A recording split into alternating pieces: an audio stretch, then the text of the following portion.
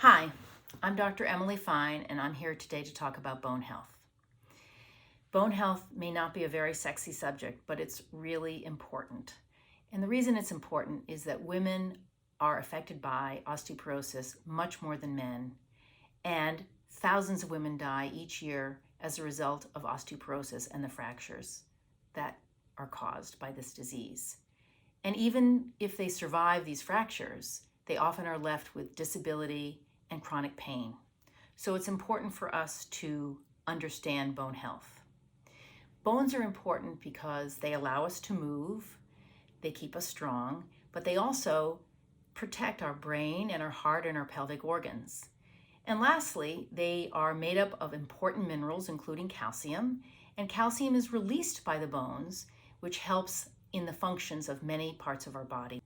What do we need to do to keep ourselves healthy? Well, we need to make healthy choices in terms of a diet rich in calcium and in vitamin D, and we need to do lots of weight-bearing exercise. But even if we do all that, women can be at significant risk for osteoporosis because of a multitude of other risk factors, which we're going to go into in a bit. So what exactly is osteoporosis? Osteoporosis is when the bones become weak and brittle and are more likely to fracture, which means break. Most people think that bones are very static, that they're not really alive because they seem so hard. But bones are indeed alive and are constantly going through some sort of remodeling. We have osteoclasts that break down a little bit of bone and then the osteoblasts that put it back again. What happens as we age and what happens when we have certain other risk factors is that the breakdown is more than the build up. And so we are left with weak and brittle bones. Once you have a fracture, you are very likely to refracture. And what's interesting is osteoporosis does not cause symptoms. You can have a horrible bone density test and feel fine. Your first symptom is often your first fracture. So as I mentioned, women are more likely than men to have osteoporosis because we have menopause, and at that time we lose our estrogen, and estrogen is great for bones.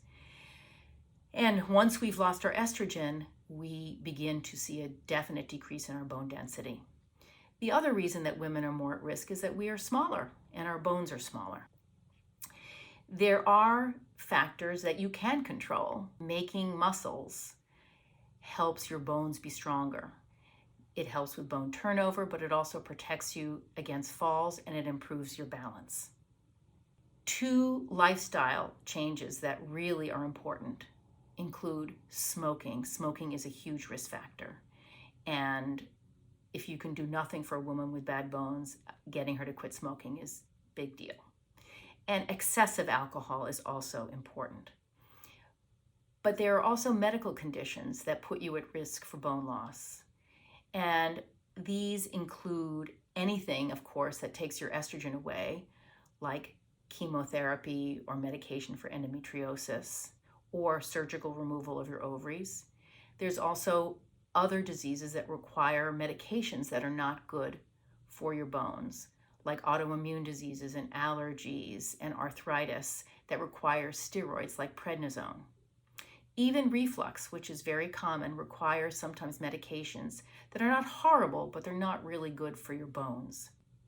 The other category of diseases that you should know about is thyroid. We often see women on thyroid medication that they need, but this does increase their risk of bone loss, and having too much thyroid is particularly harmful. Any inflammatory disease, even if it doesn't require prednisone or steroids, can be harmful, like ulcerative colitis or Crohn's disease.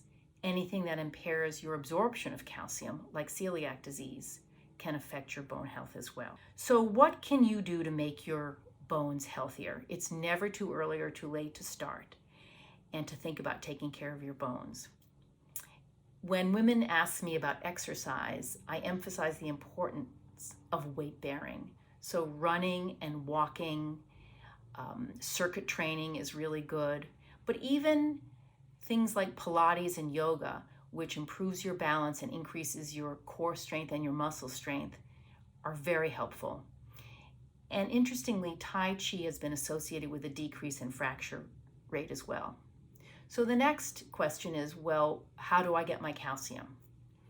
It's very easy to look online for what you need for your age and also what foods have calcium. But in general, most low-fat dairy has a good amount of calcium.